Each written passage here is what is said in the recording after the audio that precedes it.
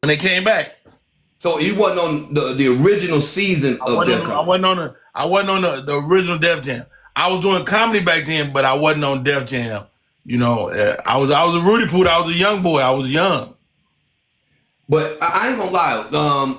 Even going back and watching videos and content, you know, of other comics, even now, you learn a lot from it. Just stage presentation. When you look at how they interact with the crowd. Look at it like this. Before Def Jam, it wasn't no black comedy.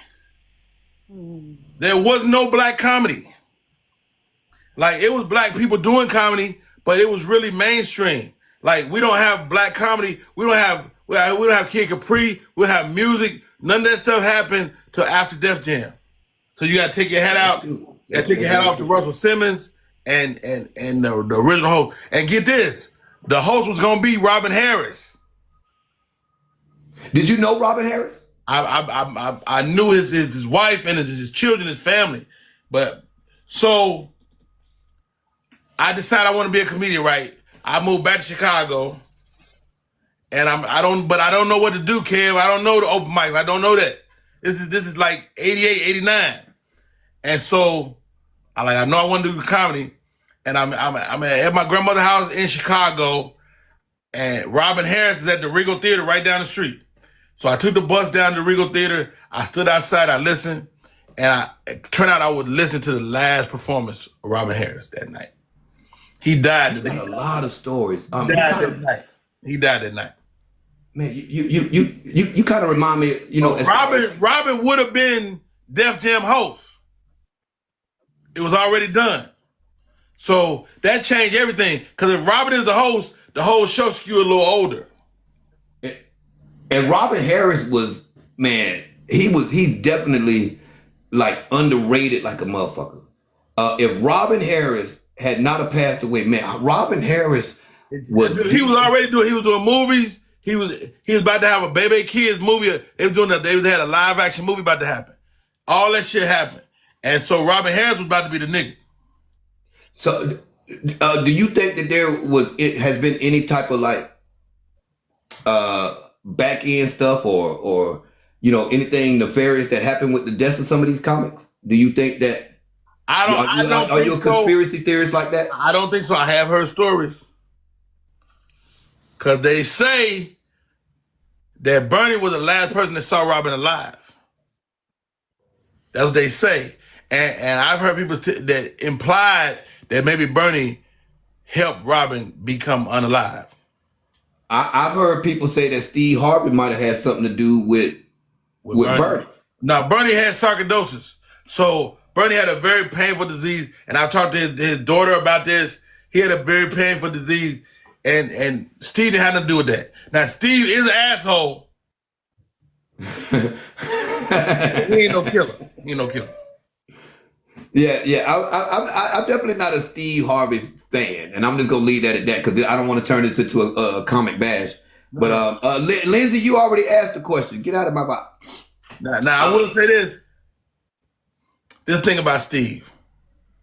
Steve ain't a personable guy, but he's the most personable guy. Like, I work for Steve, so Steve had a show called Steve Harvey Big Time. I was a writer on that show. Steve would give us so much game every day, like from the business, from owning stuff, from being so if you get a chance to be around him, I would not be around him if I was you. I would definitely be around him and like Steve right now owns grocery stores. Like, remember them shoes, the pointy shoes everybody was wearing? That came from Steve Harvey.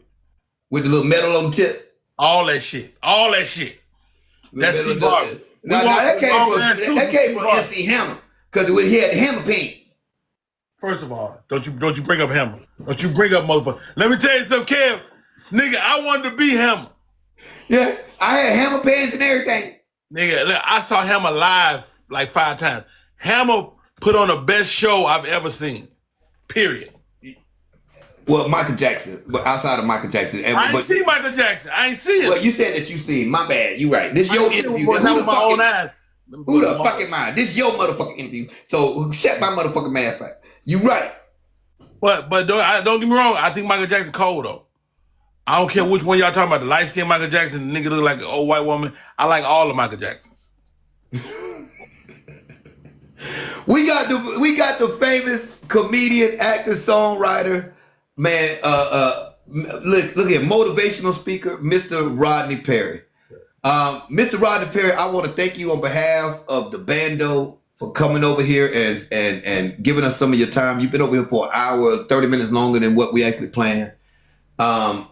And I want to thank you on behalf of the bando for doing that. You didn't have to.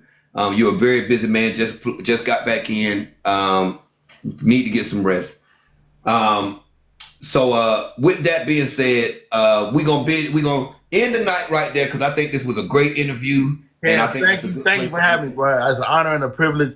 I love the bando. Anytime you say, Rod, come on, I'm coming on. And you teach me the game, man. Thank you for the TikTok game. I appreciate it. I'm gonna hopefully you return the favor because I'm gonna stop off for YouTube because I am gonna meet you up at Cat Comedy Cafe next week. And we're gonna share the stage together, man. We're gonna share the stage together. We're gonna share the stage and a cigar. And a cigar, because I will puff a cigar around that motherfucker. I got one with your name on it. My man. Let's give a round of applause, y'all, for the Mr. Rodney Perry. Let's go.